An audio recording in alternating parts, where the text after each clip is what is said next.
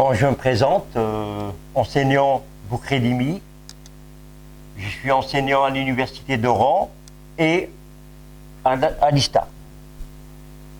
Je suis maître de conférence en physique depuis 2007 et je vais essayer aujourd'hui de présenter un cours pour les étudiants de première année, OVL, mesure physique et métrologie. Ce cours traite la mesure de résistance et on va essayer de voir parmi les deux montages que nous allons étudier, lequel des montages est adéquat.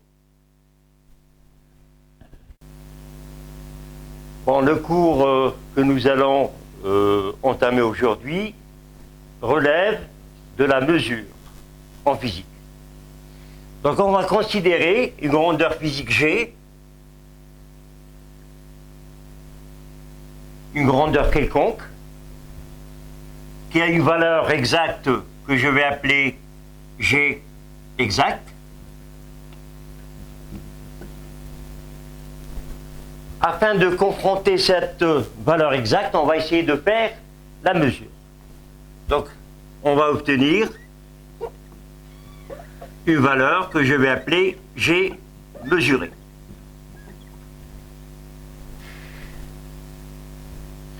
La grandeur que nous allons considérer aujourd'hui, c'est la résistance électrique.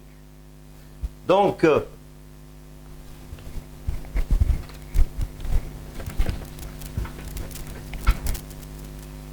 le titre de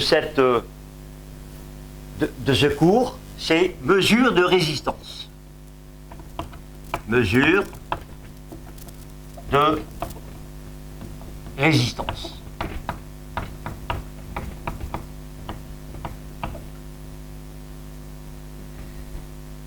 En régime continu.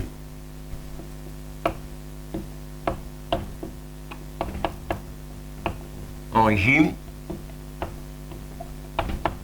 continu. Tout d'abord, on va essayer de donner un postulat. Ce postulat traduit le fait que toute mesure est entachée d'erreur. Donc on ne peut pas trouver de mesure où il n'y a pas d'erreur. Donc toute mesure est entachée d'erreur.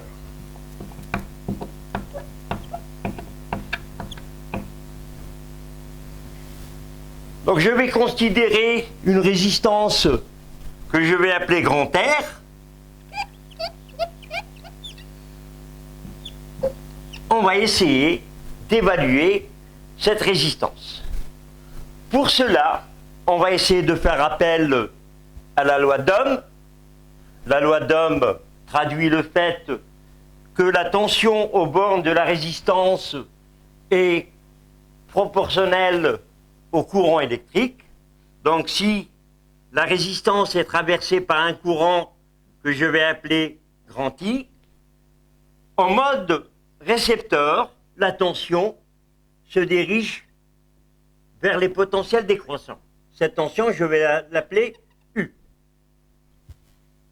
Alors, la loi d'Ohm s'écrit de la façon suivante, U égale RI.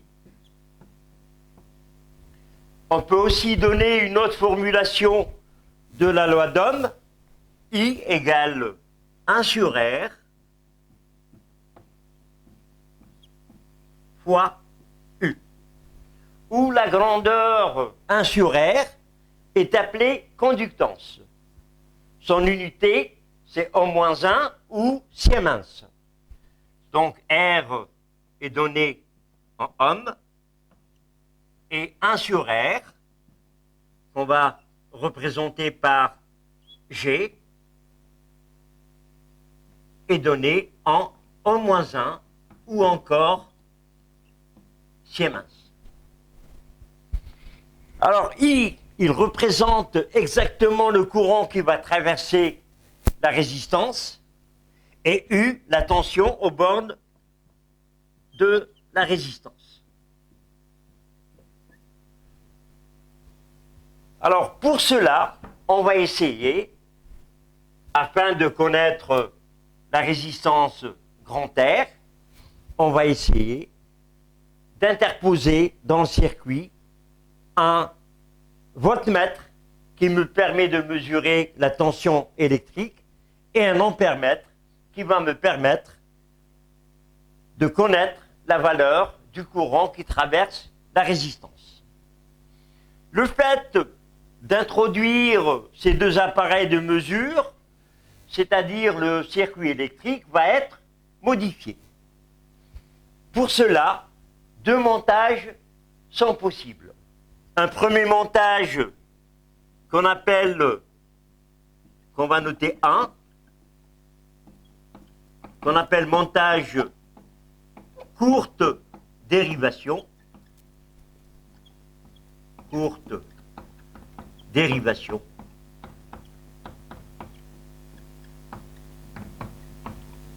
Ou encore, on appelle aussi montage aval. Et un deuxième montage, que je vais appeler montage 2,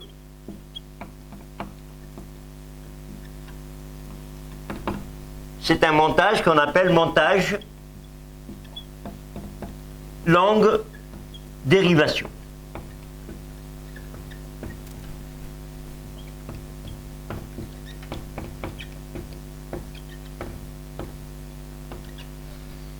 Il porte aussi le nom de montage amont.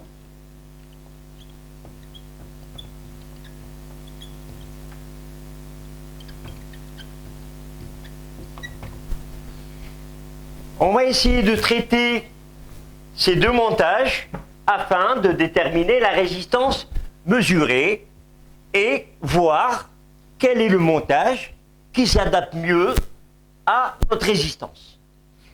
Le montage 1 revient à placer la résistance, plutôt à placer le voltmètre en parallèle avec la résistance. Ça, c'est un premier montage. C'est le montage 1. Et le montage 2 revient à placer la résistance en série avec l'ampèremètre et le tout en parallèle avec le voltmètre. La résistance que je vais mesurer, ça va être le rapport entre la tension mesurée et le courant mesuré.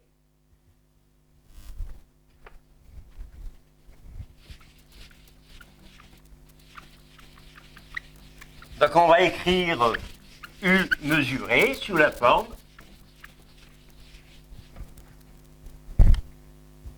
plutôt R mesuré sous la forme U mesuré sur R mesuré. Tout d'abord, on va essayer de discuter sur les deux montages. Pour le premier montage, par exemple, le voltmètre me donne exactement la tension au bord de la résistance. Alors que le courant qui traverse la résistance est plus faible que le courant indiqué par l'ampèremètre. Donc là, c'est le courant mesuré, qui n'est pas tout à fait le courant qui va passer dans la résistance grand R. Tandis que la tension mesurée, c'est exactement la tension au bord de la résistance grand R. Pour le montage 2, c'est l'inverse. Le courant qui va traverser la résistance, c'est bien le courant mesuré, car ces deux éléments électriques sont placés en série. Tandis que la tension mesurée n'est pas tout à fait la tension aux bornes de la résistance. Donc voilà le défaut et l'avantage de chaque montage. Tout d'abord, nous allons commencer par le montage numéro 1.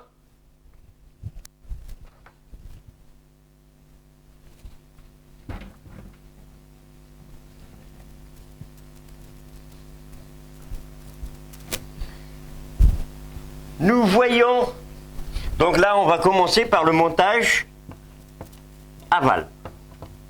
Montage aval.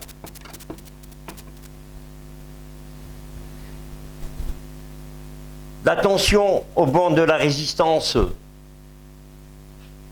c'est cette tension, et au banc du voltmètre, c'est cette tension.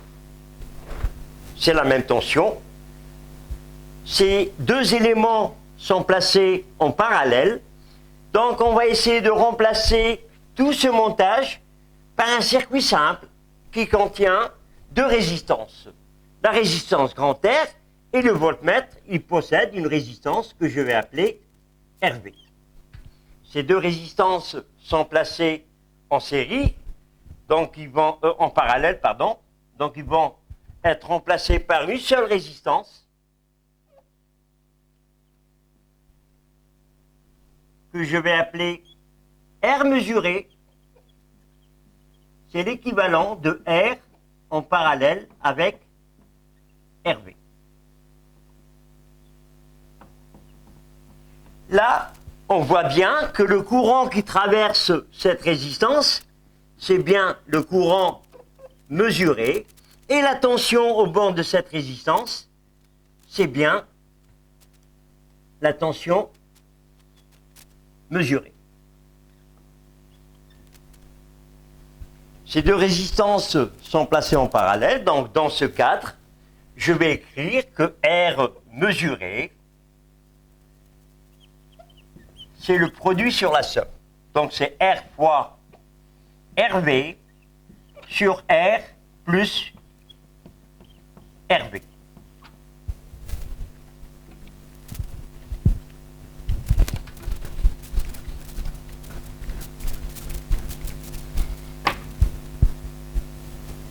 On va essayer de diviser l'ensemble par RV. Ceci peut s'écrire sous la forme R sur RV, ça va me donner 1 plus R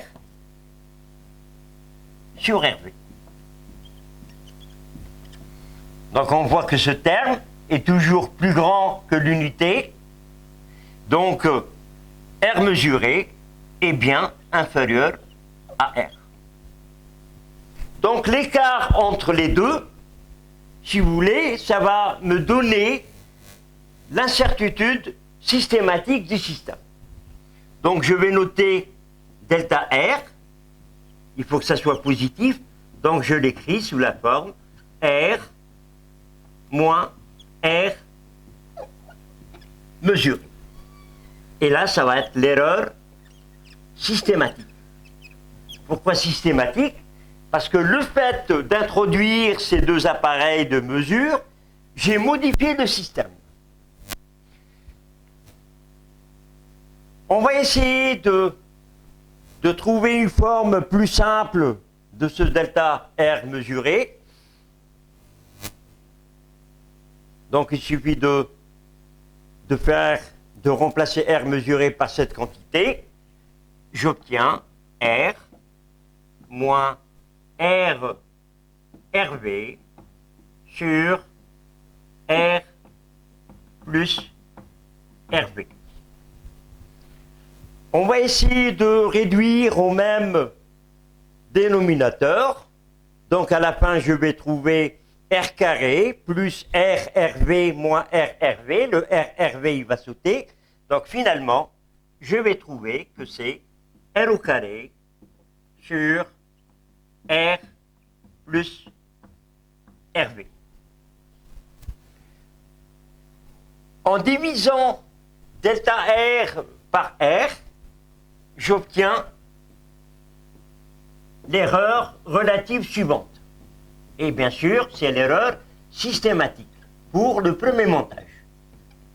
Donc il s'écrit sous la forme R sur R plus RV.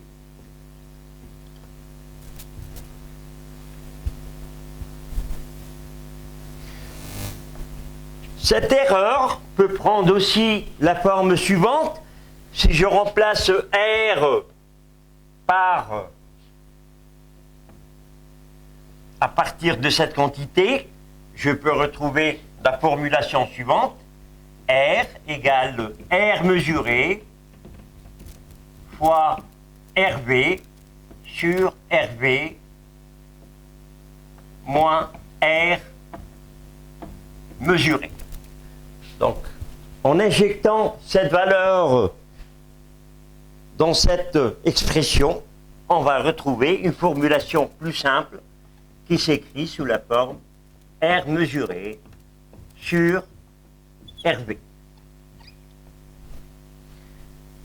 Nous, ce qui est intéressant pour nous, c'est de minimiser les erreurs, c'est-à-dire de faire une bonne mesure. Cette quantité serait faible lorsque la résistance mesurée est faible. Bon, faible par rapport à quelque chose. On va définir ce quelque chose par la suite. Donc ce montage est réservé pour les résistances faibles. Donc réservé, donc ce montage convient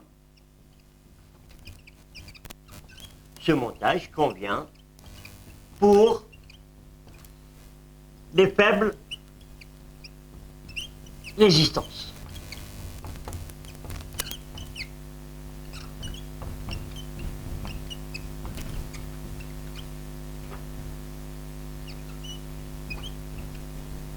Ou bien, je préfère petite résistance.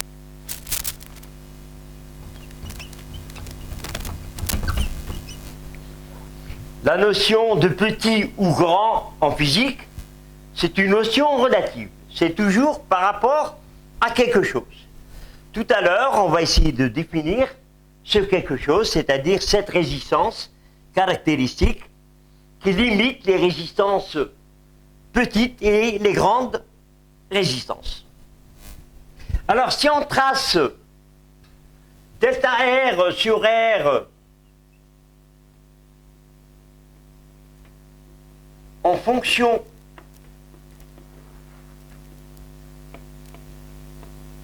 de R,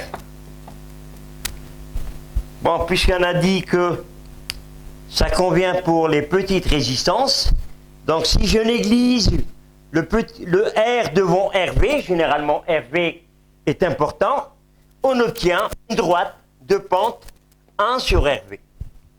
Donc j'obtiens une droite de pente 1 sur RV.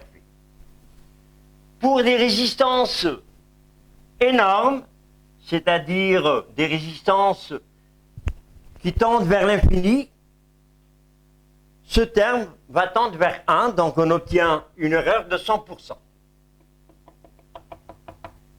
Donc ça va tendre vers cette valeur. Nous, on va se limiter à cette portion de la courbe. Maintenant, on va essayer de voir l'autre montage. Qu'est-ce qu'il apporte par rapport à ce premier montage? Le montage amont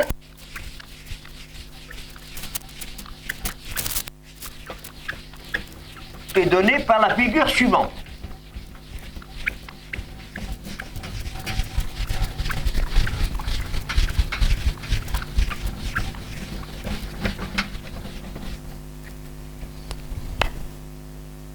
Donc là, c'est le montage 2,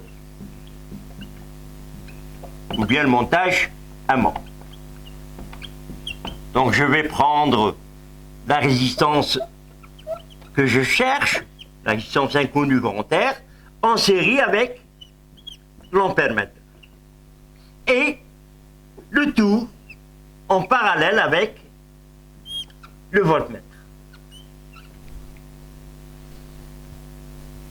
L'ampèremètre va me donner le courant mesurer et le voltmètre va me donner la tension mesurée. Alors, je vais essayer de simplifier ce circuit. Je vois que ces deux composants électriques sont placés en série, donc ils sont parcourus par le même courant I mesuré. Et je vais noter, petit ra, la résistance de l'ampèremètre.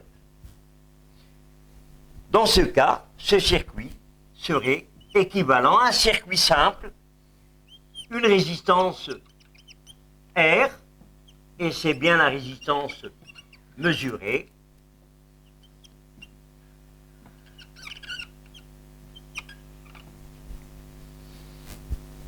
cette résistance est parcourue par le courant I mesuré et la tension à ces bandes, c'est R mesuré. Bon, ces deux quantités, ces deux éléments sont placés en série, donc la résistance mesurée s'écrit sous la forme suivante. R plus RA. Où RA désigne la résistance de l'ampèremètre. Dans quelles conditions ces deux, la valeur exacte et la valeur mesurée, sont très proches? C'est lorsque RA est très petit devant R. C'est-à-dire que ce montage, il convient pour les grandes résistances. Donc ce montage convient pour les grandes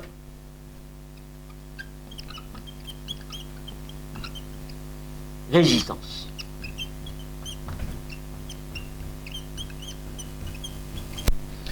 De la même façon, on va essayer de tracer delta R sur R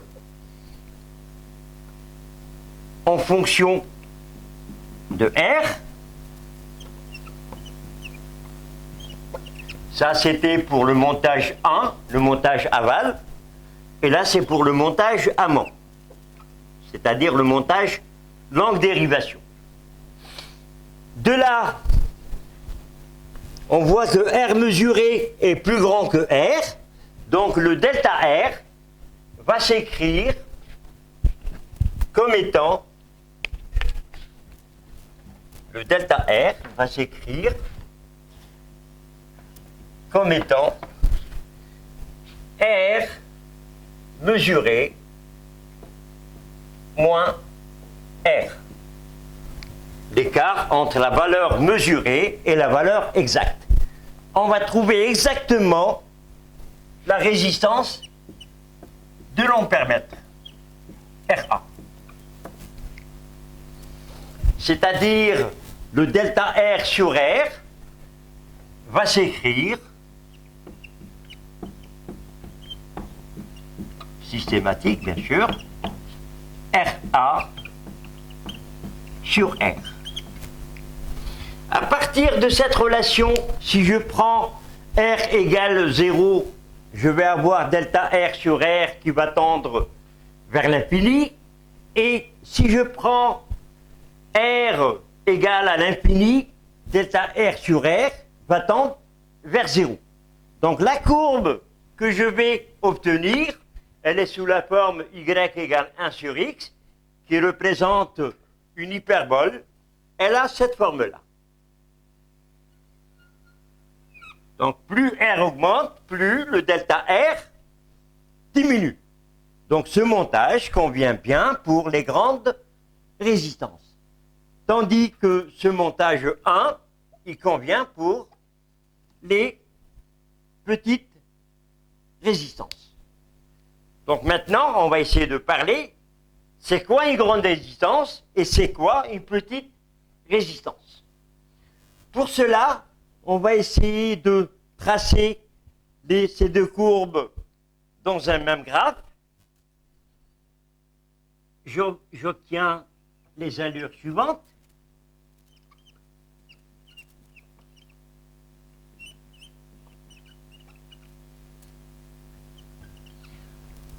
pour le montage aval, j'obtiens une droite.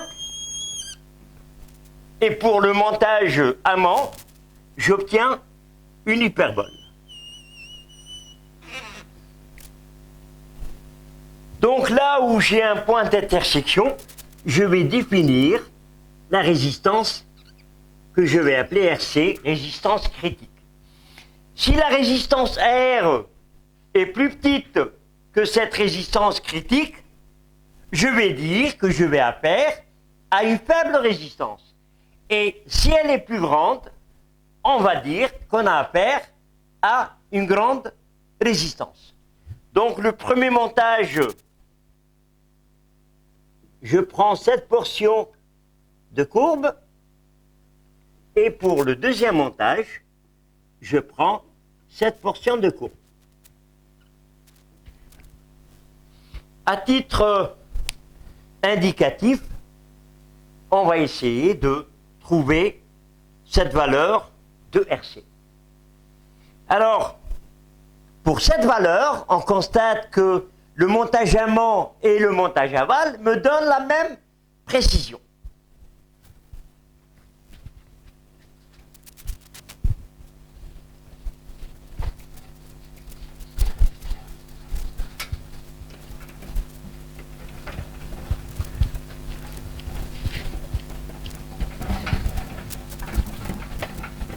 Alors, pour le montage amont, nous avons trouvé, c'est-à-dire, je commence par le montage 1, le montage aval. Nous avons trouvé delta R sur R systématique égale à, si je prends cette portion, c'est-à-dire R très petit devant RV, ça va être à peu près égal à R sur RV.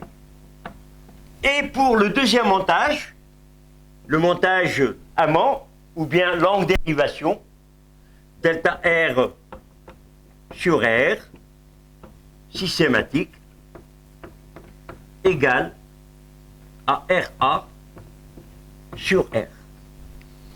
Pour trouver cette résistance RC, je vais faire l'égalité de ces deux incertitudes relatives. C'est-à-dire, ça va me donner RC sur RV, c'est-à-dire la valeur R prend la valeur RC, égale à RA sur RC. Finalement, on obtient le produit RC fois RC égale RV fois RA, donc RC carré égale RA fois RV. En d'autres termes, RC prend la valeur racine carrée de RA fois RV. Et en ce point où R égale RC, on va essayer d'évaluer la valeur de delta R sur R. Delta R sur R, qui bien sûr est maximale, l'erreur maximale qu'on peut commettre en utilisant les deux montages. Et la suivante, il suffit de remplacer R par RC, soit là, soit là. Donc en injectant cette valeur ici ou là, on obtient la relation suivante. RA sur RV. En pratique, la résistance RA est toujours inférieure à la résistance RV. En travaux pratiques, que ce soit dans la faculté des sciences ou à l'ISTA, on utilise les appareils Chauvin-Arnoux. Donc pour les appareils Chauvin-Arnoux, la résistance RV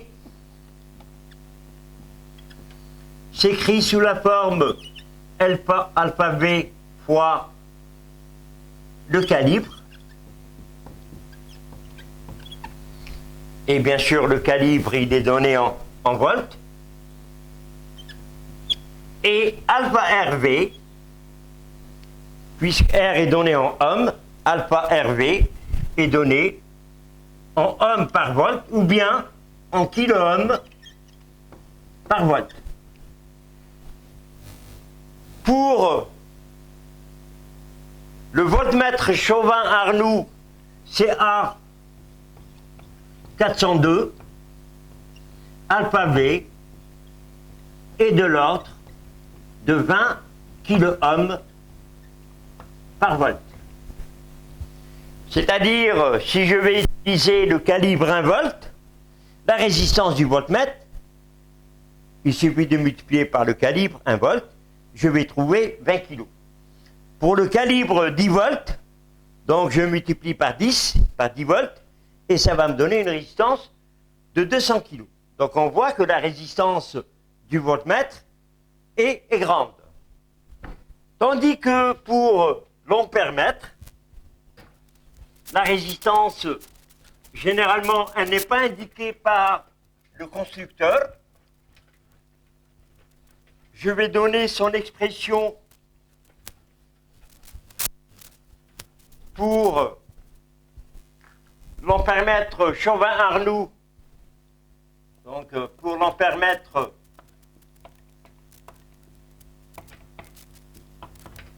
Chauvin-Arnoux 401, la résistance est donnée sous la forme suivante. RA égale alpha A sur le calibre, que généralement on donne en milliampères, fois 1 moins bêta A sur le calibre en milliampères, où les quantités alpha A et bêta A sont les suivantes.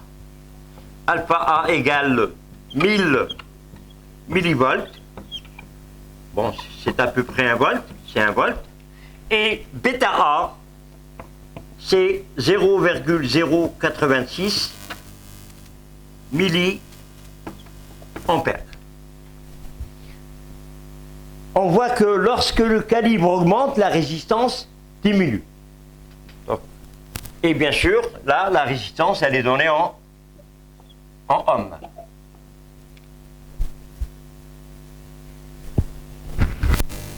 Donc nous avons vu que lorsqu'on fait une mesure de résistance, on doit connaître la résistance du voltmètre et celle de l'ampèremètre afin de corriger notre mesure. Pour cela, on va essayer de faire une petite application.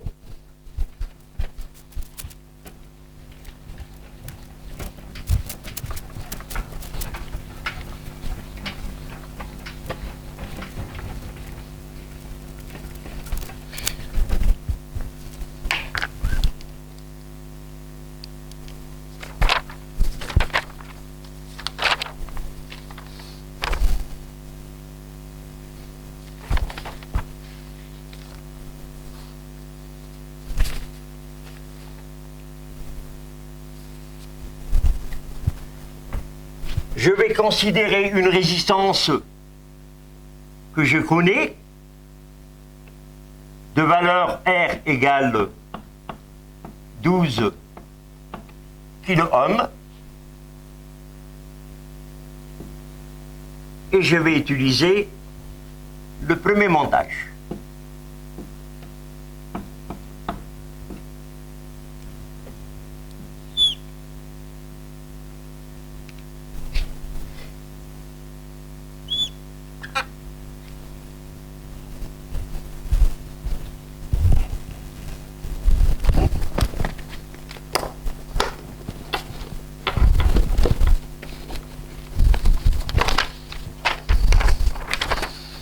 Alors, la mesure nous a donné les valeurs suivantes. et mesurer 1 qui vaut 0,7 milliampères et la tension U1 égale 6,3 6,3 volts. On va essayer de déterminer la résistance mesurée. Bon, bien sûr, cette simulation, elle a été faite par ce qu'on appelle le logiciel Multisim. Logiciel Multisim.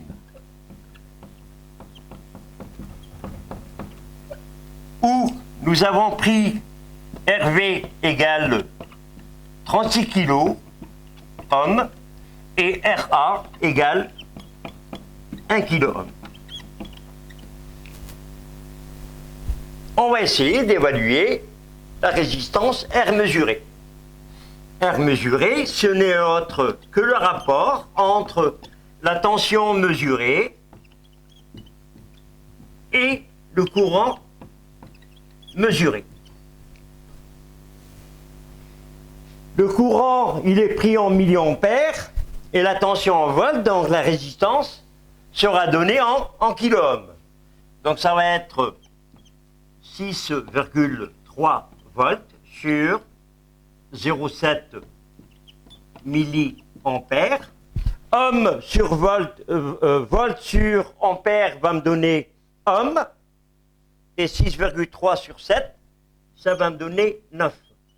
Et 1 sur milli, c'est 10 puissance 3. Donc, je vais obtenir 9 kilo ohm.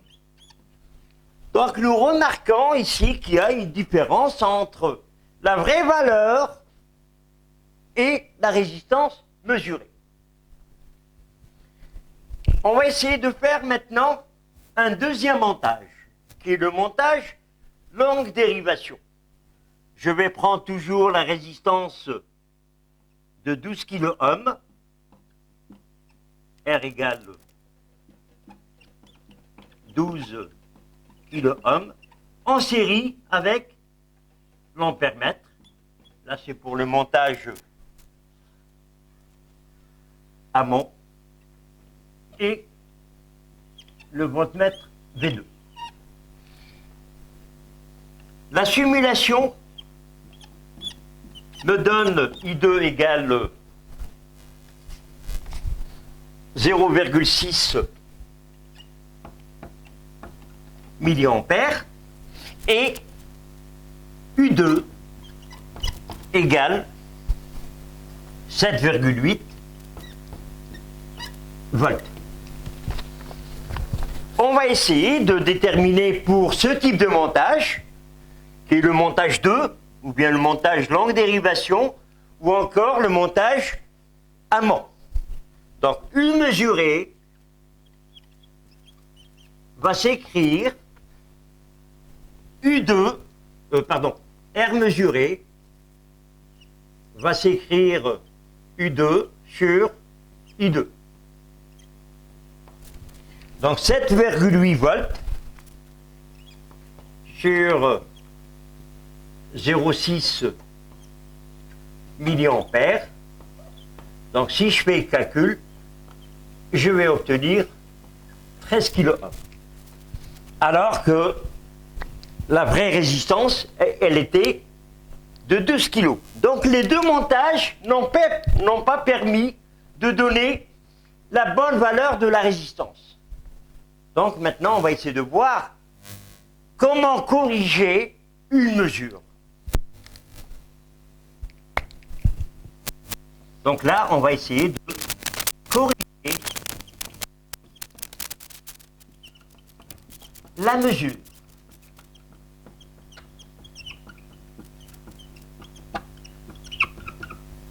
Afin d'obtenir la bonne valeur de la résistance.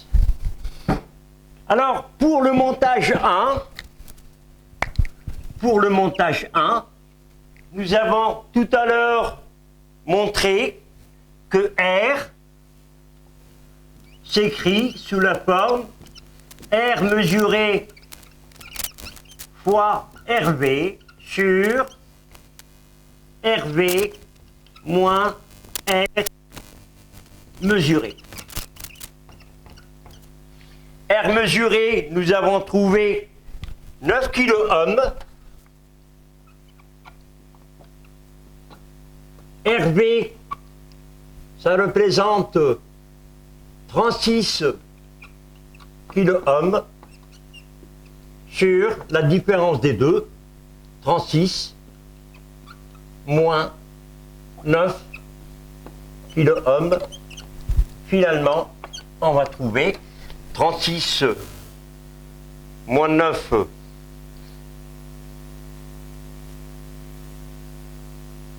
donc le résultat final, on va trouver, si vous faites les calculs, vous allez trouver exactement la valeur 12 kOhms.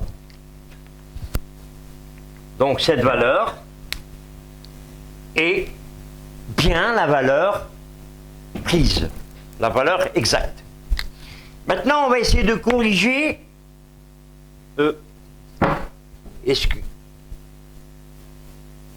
Nous allons corriger maintenant le deuxième montage. De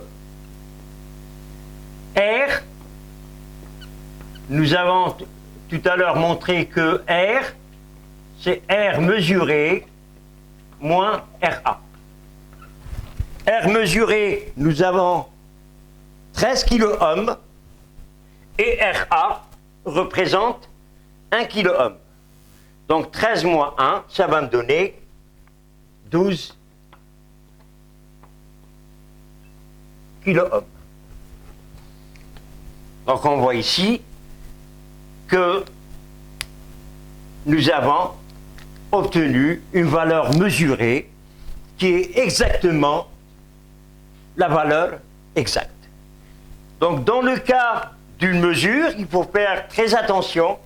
Lorsqu'on fait une mesure de résistance, il faut premièrement connaître la résistance de l'ampèremètre et du voltmètre, faire la mesure du courant et de la tension, calculer la résistance mesurée en faisant le rapport des deux, et à la fin, apporter la correction